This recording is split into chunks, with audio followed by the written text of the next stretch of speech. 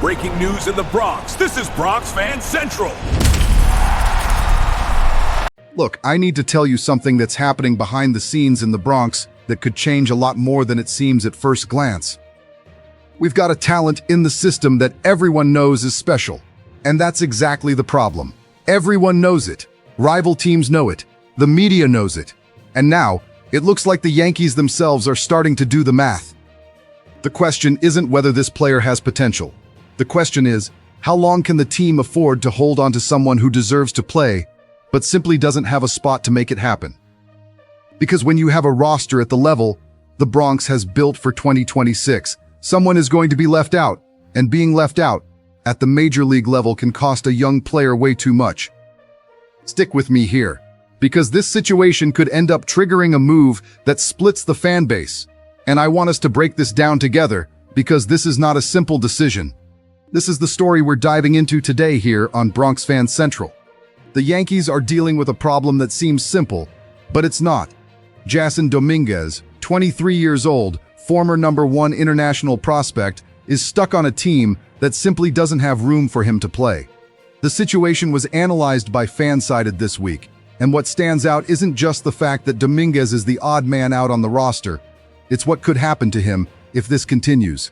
The analysis raises a direct trade scenario, sending Dominguez to the Cleveland Guardians, a team that desperately needs offensive power in the outfield. The Yankees' outfield for 2026 is basically set.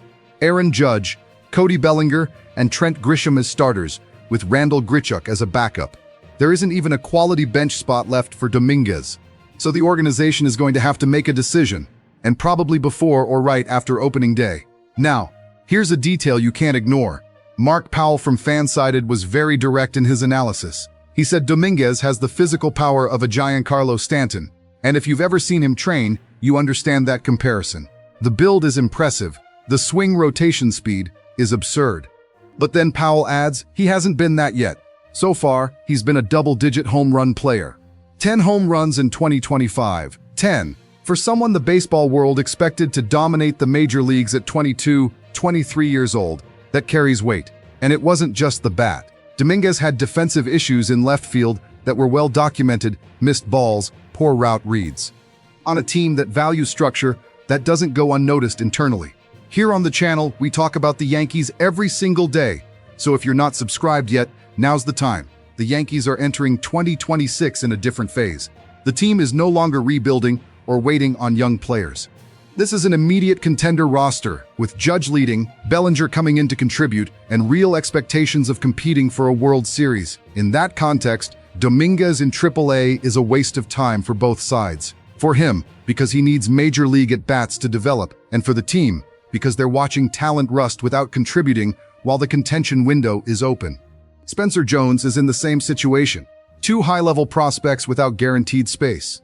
The problem is real, and the organization knows it. Now look at what's circulating in this scenario. The Cleveland Guardians are being pointed to as a destination because they do something very few teams can: win their division with a mediocre offense. 2 straight AL Central titles with an outfield that had a collective OPS below .700 last year. Below .700, guys. That's a red flag in any modern offensive analysis. So the question being asked behind the scenes is, what would the Yankees get back in a trade like this?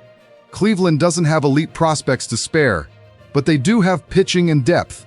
Exactly what the Bronx could use if something goes wrong with the rotation during the season. There's no concrete offer leaked yet, but the logic of the trade makes enough sense that serious analysts are discussing it. When something like this starts showing up in the media, it's rarely without some level of real foundation behind the scenes. Now let me ask you something.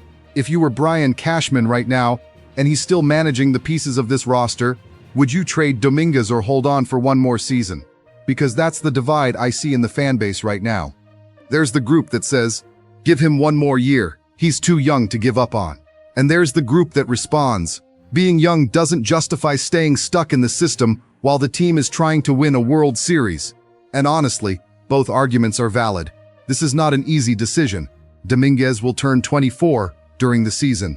Historically, most power hitters don't break out until 25, 26, but the team's timeline doesn't wait for individual development. The consequences here go beyond just one name on the roster. If the Yankees keep Dominguez and he goes back to AAA, there's a real risk of damaging his confidence. No one develops well without playing, and a power outfielder spending another full season in Scranton without consistency could lose a critical year of development. If the trade happens and goes wrong, like Dominguez breaking out in Cleveland, while the Yankees get a mediocre return, the fan base won't forget. Those kinds of trades turn into negative folklore for years. People still talk about certain deals from the 1980s like they happened yesterday. On the other hand, if the return is a bullpen arm that helps win in October, nobody will remember Dominguez's name in November. That's the classic contender's risk, giving up the future to try to win now. I'll be honest with you, I wouldn't trade Dominguez right now. Not yet. And my reason is simple. 23 years old with that kind of build and swing speed is an asset you don't give away for just anything. His issue has never been talent. It's been consistency and defensive reads. Those can be adjusted. What concerns me most in this situation is the narrative that's starting to build. When the media begins pushing a trade as inevitable, sometimes the organization gives in to pressure too early. And that's when you see exactly what fans fear. One of your most talented prospects going to a rival and becoming a star there.